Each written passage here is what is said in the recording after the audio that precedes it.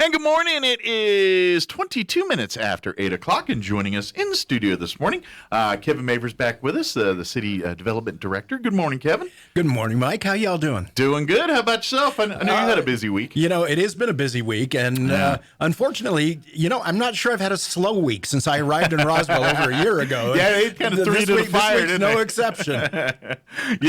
For folks that don't know what we're talking about, statewide, today's the day that recreational cannabis went legal, basically, and dispensaries around the state have been getting their paperwork in order and things like that. Roswell, for us, it's probably going to be about a month delay here on that, right? About 45 days. About 45 days. About 45 days if things go the direction we expect them to go. Okay. And so I know a lot of people are like, why, what's going on? Hey, man, how come I can't get it here, but I can go to Reynosa or whatever and get it? And really, it's because there's a process and there's time and things you have to do. And just the dispensaries that want to set up shop here basically are still in that process, and they're not finished that process yet. Once they're finished the process, then they can go. Just because it's April 1, they're not ready to go. They can't go. Yeah. And that's one of the things we're having is to combat here with the city is the messaging. The messaging coming out of Santa Fe versus the messaging coming out of City Hall versus the message that's being received by our local cannabis community. Yeah. So we got three different messages being sent by three different people and being received by a third party that is completely different than what was intended. Which explains the confusion. Yeah, which explains a lot of the confusion. And so what I wanted to do is spend a few minutes with you this morning, Mike, and try to, it's not going to make people happy because I'm going to tell the truth about this whole situation. Sure. And let people know that the burden, the responsibility for complying with all the rules and the regulations, not only at the state level, but also here locally, that burden is on our local cannabis community. Yeah. Okay. And for anybody who's has a med card right now, they know there. I believe we have half a dozen different places you can take your med card right now. No changes whatsoever. Yeah, your business as usual. Business as usual for the medical marijuana dispensaries. Okay. The changeover, of course, began last June when Governor Grisham signed into law the Cannabis Act and the legalization. And I'm not even going to use that term legalization because that's really not what happened. Yeah, it's more what happened decriminalization. Decriminalization of personal possession. Yes. Okay.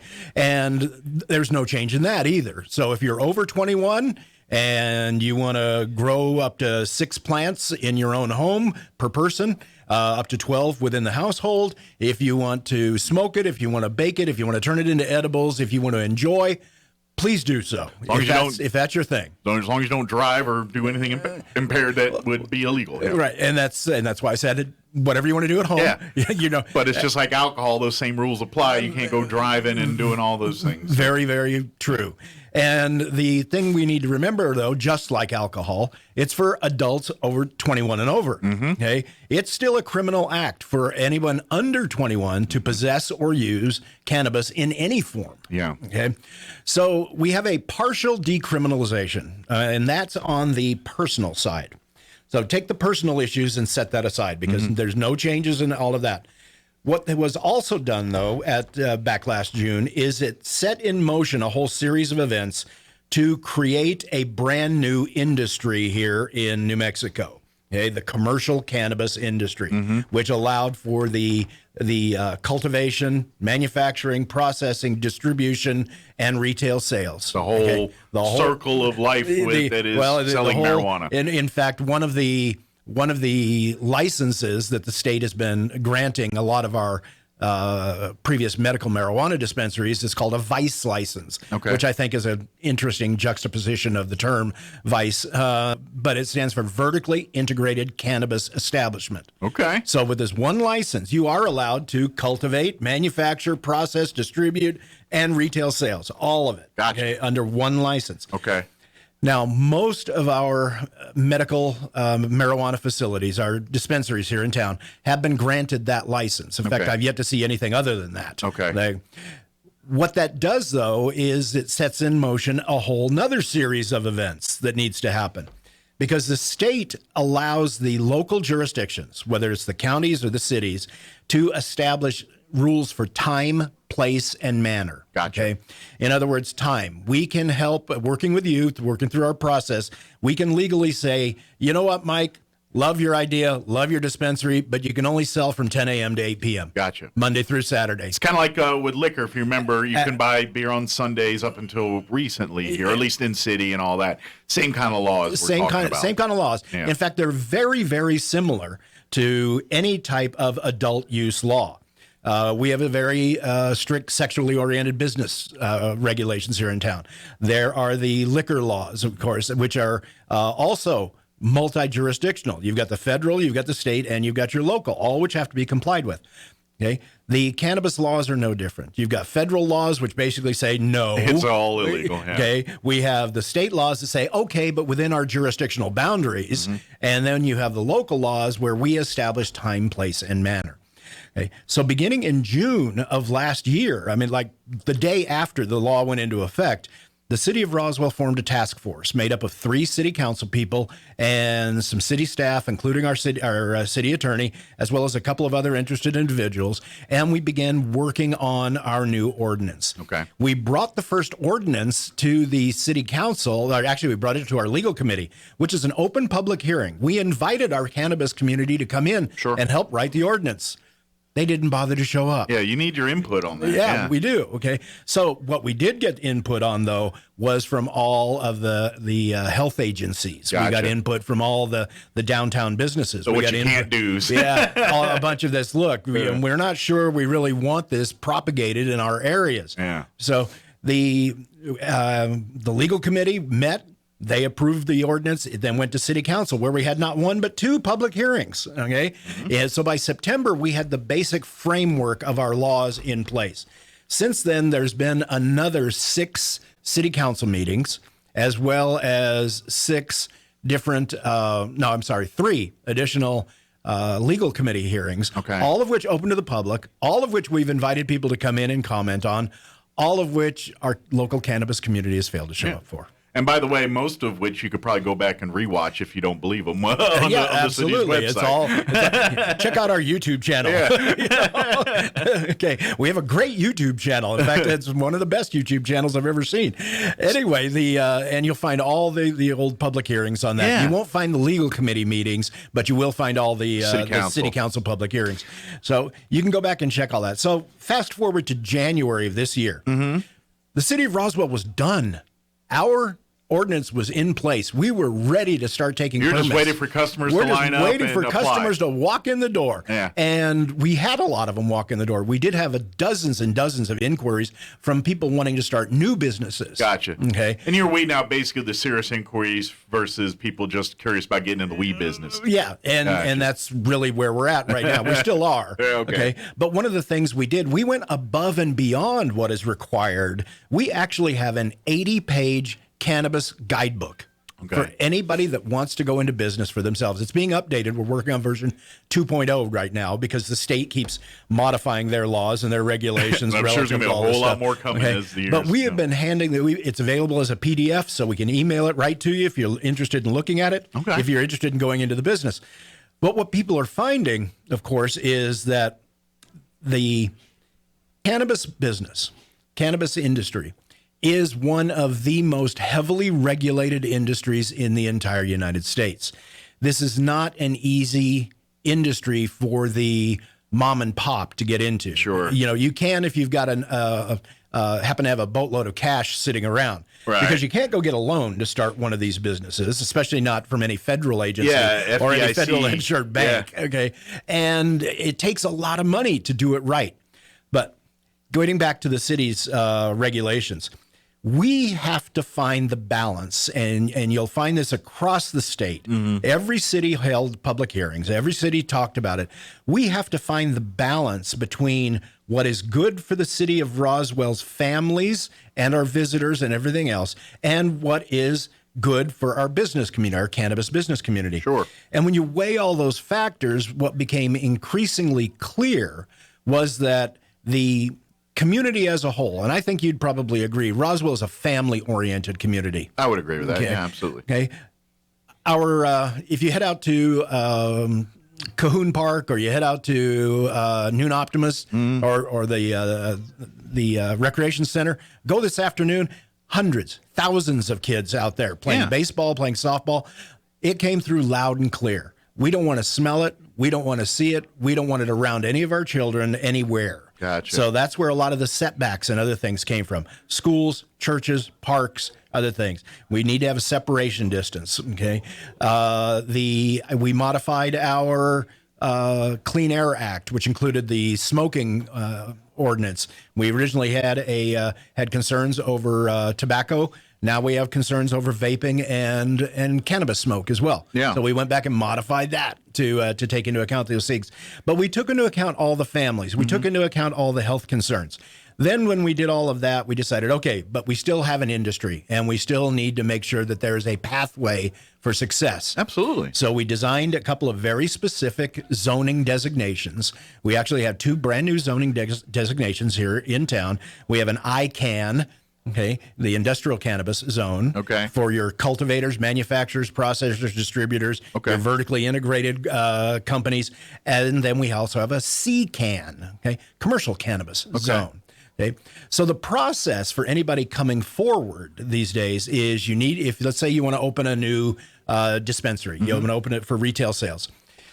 Your first step is to locate a piece of property in the C2 zone, which is our general commercial zone. And it's the largest commercial zone we have in the entire city. Gotcha. Then double check and make sure that you've got the appropriate setbacks from churches and schools and daycare centers. And there was even some concerns expressed by our medical community, especially people in recovery program.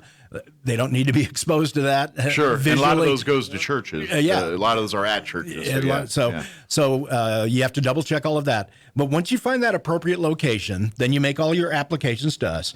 We'll you'll apply for a zone change to the CCAN zone. You'll apply for a conditional use permit so that we can control the time and the manner. The zoning controls the place. Time and manner is controlled by your CUP, your conditional use permit. Gotcha. Okay. We take those applications in, you pay your fees, you put together your business plan and everything else. We take that then to the Planning Commission. The Planning and Zoning Commission will then review everything and they will make a recommendation to the City Council. The City Council has the final jurisdictional authority here in the city of Roswell. So all along the way, though, our cannabis industry participants are allowed to come in and be a part of the decision-making process. They are allowed to plead their case. They're allowed to say, hey, look, this is our plan. This is what we're going to do. This is how we're going to provide security. This is how we're going to make sure that we don't get broke into. In fact, if you were watching the news last night, it was all cannabis all the time. One of the things I noticed, though, as I was watching the news late last night, is the rash of burglaries and break-ins. Oh, yeah. Now, and that's especially in Albuquerque right now. I can imagine, too. And it's primarily because these are mostly cash businesses. It's tough to get a bank account for a lot of these places. So it's, when you go through the process and you do it correctly, you come into our office, you make your application, you pay your fees. We're going to start the processing. Now, we do have some state-mandated notification requirements as well. It takes us about 3 to 4 weeks to go through all those notifications, notify the surrounding residents, put notices in the newspaper, get things set for the public hearing. So we need about 2 weeks to review your application. There's 3 to 4 weeks of review and public advertising. Then you can go to the Planning and Zoning Commission. So you've got about a 6-week lead time there. Okay. Assuming that the Planning and Zoning Commission recommends approval, it's only about 2.5 weeks later before you'll be in front of the City Council. Okay. And once you're in front of the City Council, assuming that they approve it and that there's no objections filed after the fact, you're in business within a few days after the City Council meeting. So the total lead time we're looking at is about 8 weeks. Okay. Okay.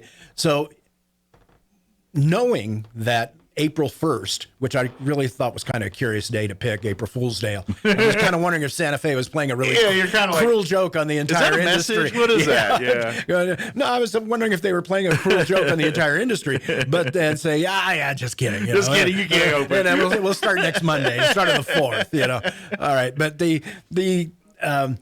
we knew that it was going to be about a 6 to 8 week lead time on all of this. That's why we had all of our stuff in place in January. Gotcha. January. So we could have started taking applications And this is the thing that I find a little, I don't want to say disturbing or because that's not the right word. I'm just disappointed because so many of our local cannabis distributors they belong to a parent company that's based in Albuquerque, and they're open today. Gotcha. Because they followed all of Albuquerque's rules and regulations, and they're selling.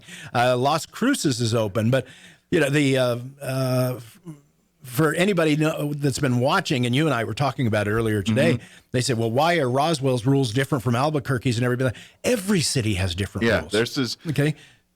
We were talking. Las Cruces opened at 12:01 a.m. Yeah, they had a pharmacy dispensary that basically at 12:01 they had their sale. 12:01 a.m. Kind of like the movies that was big news this morning when I woke up. Is the gentleman that was there right at 12:01 a.m. the first guy to get the first sale. The adventurous stoner. Yeah, but just in people are saying, well, how come your laws are different than everybody else's? Well, Las Cruces' laws are different from Santa Fe's laws. Santa Fe didn't start selling until 7 a.m. this morning. Yeah. Which are different from Albuquerque's. Albuquerque didn't start till 10 a.m. 10 this a.m. morning. I remember, yeah. Okay. And there are a lot of cities around the state where there's nobody selling again. Yeah. Because they're still working on their ordinances. Gotcha. Okay. So it's a process. And I don't want anybody to get upset about going through the process. All right. The process is going to change over the next 2, 3, 4, 5 years. Sure. I can guarantee you. It's going to streamline some, I think. It might not. Yeah. It depends on the direction the industry as a whole goes. Yeah. Okay. I just can't imagine that at some point they're going to get better, or at least have a clearer path. You know what I mean? Like at some point, once enough people have gone down the path to do it, then they'll work the bugs out in the smoothest way and any wrinkles. And so I think just doing it enough times will speed up that process. Well, it will. The thing I'm concerned about though is, and I've worked the cannabis industry in California, Arizona, and Colorado. All three have similar laws to the ones that we have here in New Mexico. Okay. I was talking to one of our local merchants the other day, and they were asking about the time frame, and I told him, I said, if we were in California, I'd be talking to you about getting your permit sometime in 2024. Wow. Okay, just because that's the way California's laws are set up between the zoning and development codes, the environmental laws, and all the other things that go along with it. So we talk about permitting in California and Colorado in terms of weeks and months and years. Okay, here in New Mexico, we're talking a few weeks. Wow. A few weeks. So the people process is frustrated. already streamlined here just because we're in New Mexico. Gotcha. So people are frustrated with this process. You're like, dude, this is the good one. Go try this in other states and see how much luck you have. That's not an argument I found a whole lot of traction with. It's like, Kevin, you're not in California anymore. Right? I'm just saying, we have to worse adapt. than you, We have to adapt, and we're doing the best we can. But sure, the having been through the process in other states, that's what allowed Roswell to get the jump on putting together our ordinances. That's why we were ready so far ahead of when the actual first sales were going to take place. We're waiting for customers. That's the bottom line. We are ready. We are open. We are willing to process. We've got 2 right now. Yeah, but say as far as names and stuff, but there's 2 that are probably the closest to being ready to open. I guess you could say. There's two that will be on the Planning and Zoning Commission agenda this month on the 26th. Okay. So if you invite me back on the morning of the 27th, I'll give you an update on what happened at the Planning and Zoning Commission meeting. So assuming that they get approved there, right, then their next step is the City Council in April, which is in May. In May, which is to be the second Thursday in May, which I can't remember what the date is. And then after that happens, and then again, assuming there's no appeal or objections filed, I would imagine by Monday the following week they're in business. They can open their doors and start. Well, the doors are already open. The applications we have are just to convert from a medical dispensary to a retail facility. Traditional retail facility. Are they converting so it's all recreation, no medical, or is it a hodgepodge of both? I believe the way the state law is written is they do still have to set aside a certain percentage of their stock Yeah. for the medical. Well, here's another question, and this may be out of your wheelhouse. I don't know, but I'm assuming people that have a prescription get priority over recreational as far as supply and demand, right? I would think. Like if someone's got a medical prescription for marijuana, they should have access to it before someone who just wants a joint. I would think so, but I'm not sure that's how the laws are being applied. I just again, this is me trying to apply common sense to something that may not. But and that's where we're all doing the best we can. Yeah. We have an industry that has been underground for as long as I've been alive and longer. Yeah. And now we're trying to bring them out from underground, bring them out into the open, allow them to operate in a legal but highly regulated fashion. Sure. Okay. And there's going to be some struggles when you have people that are used to operating outside the normal legal channels and you bring them in. There's always let's just call it a period of change management. Sure. Yeah, absolutely. Yeah, and there's going to be a lot of just wrenches that you're going to have to fix before things work and smooth out. I get all that. The other question I hear a lot of rumors about, and I'm not sure is true, and I don't even know if this is your wheelhouse or something else, but as far as that prescription versus recreational, is it the exact same quality material, or is the prescription stuff a little more kick to it than the recreational stuff? I've heard both, and granted, it's all rumor scuttlebutt, people talking. I have no idea which legit and what's not. The to be considered a medical grade, and there's been. I know our state is still working out all the details on this. In fact, I think I just saw some regulatory information. They're beginning to license the laboratories now that are going to be doing the testing because of the increase in. And you have 3 different grades of cannabis, at least in other states you do. You have your recreational, which is your lower grade cannabis. Okay, it is not designed to necessarily have any particular potency. It is tested and it's checked because if you're a retailer, success lies in consistency. I know you had McDonald's here again this morning. Exactly, yeah. And you know that when you go to a McDonald's here, or you go to McDonald's in Las Cruces or Albuquerque or New York City, you're going to get the same thing unless you go to France. Yeah. And then you know what the Big Mac is called, right? Okay. Where's quarter pounder? Quarter pounder, yeah, that's right. El Royale. El Royale. There you go. Why? I think it's just the metric Big Mac. But I do know that they want to start testing and checking for consistency. They want to start checking for the quantity of the THC and other things. And that's those rules and regulations have been in place because the CBD industry, which is the very similar plant, it comes out of the industrial hemp plant. Yeah. It can have only like 0.01 or 0.03 THC content in it, which is that's a lot where the medical stuff is. Yeah, that's where a lot of the medical stuff does. I mean, over-the-counter stuff too. The over-the-counter stuff, creams stuff and what have you. Yeah. But so you've got your recreational grade, you've got your medical grade, and then what's coming is going to be your pharmaceutical grade. Okay.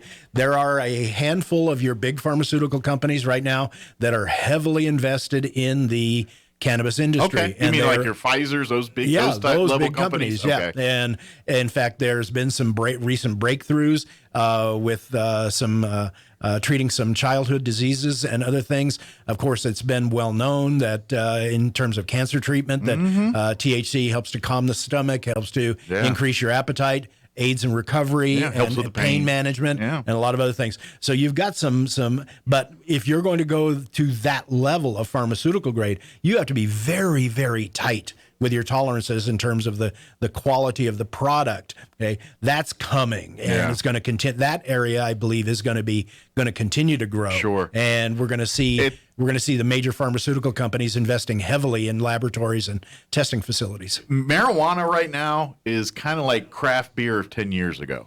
You know how everybody and their uncle was doing their craft beers? I mean, it still is, but but it got really big there for a while, and marijuana is turning into that, where you're going to have these like sommeliers that are running around with. They already are there, but it's going to get more so, where they're going to be able to tell you, what this weed, what it tastes like, what it does, what it pairs well with, It's already being done. Yeah, it's to the point now where it's almost very bougie. And it's going to. I know there's a. One of the shows on the cooking channel now is already about cooking with weed. Yeah, they've got a couple of them out there. I think Netflix has got a handful of them too. I've seen on there. So it's an industry. It's a huge industry. Yeah. I apologize to those cannabis aficionados that are out there that we're not open, but I want to assure everyone the city of Roswell is ready and willing to take your applications, to process things, to move people through the process. We are not standing in the way right now of the cannabis industry. We're just waiting for the customers to come in, and not that I want my phone to continue to ring off the hook like it has been in the past week, but every single cannabis application comes across my desk. So you see them all. I see them all. So really, for folks that really want to know an update on when they can expect it, you need to call your individual retailer that if you already have. I'm sure that, like you said, companies been prepared for it. I'm sure customers have been anxiously have been following their status. Just keep following their status, because in essence, right now the ball's in their court. The ball is in their court, and I do have to give credit where credit is due. 3 additional cannabis companies of our local companies are going to be in my office on Monday. Okay. We're going to be walking them through the process. We're going to be making sure they've got all the applications. I expect that by the end of the week, we'll have 3 or 4 more. Okay. I think that if being realistic, if things go well, I would imagine there's going to be no obstruction whatsoever to any of our existing cannabis companies going through the process. We'll have the first 2 that'll probably, assuming all goes well and the city council approves their conversion, you'll be looking at those in May. We'll probably have 2 or 3 more in June. And I wouldn't be surprised, though, if somebody made the business decision. I know that this is something I've talked to a couple of people about. If everyone else is moving towards recreational, that opens up the market for the medicinal. Sure. Yeah. So you got a lot less competition. If I've got, why wouldn't that be my separator in the marketplace? Look, I am here to serve our medical community. So I would not be surprised if there are 1 or 2 out there that just say, you know what, I'm going to go ahead and continue to operate the way I have been in the past, and so I do want to assure any of our people with their medical marijuana cards, your dispensary is open for business today. There you go. You can go and make your purchases and do what you got to do. Absolutely. And think about this for folks that are like our age, Kevin, in our ballpark. Think of this as remember when we saw the boom of the internet and all these .coms and everything going on? Mm-hmm. You're now seeing that for the marijuana industry, and you're right on the precipice of it and seeing what's going on. So you want to know what's even funner? More fun? Go back and check top-level domain names. You can get a .weed domain. There you go. Ask for it by name. There you go. Oh, man. Well, Kevin, thank you very much for taking time and kind of breaking it down for everybody. Of course, if folks have questions, they can always call Kevin's office, and or maybe if you're one of the companies that are interested in starting that process, and you're like, all right, I heard Kevin talk, but I missed all that. What do I got to do again?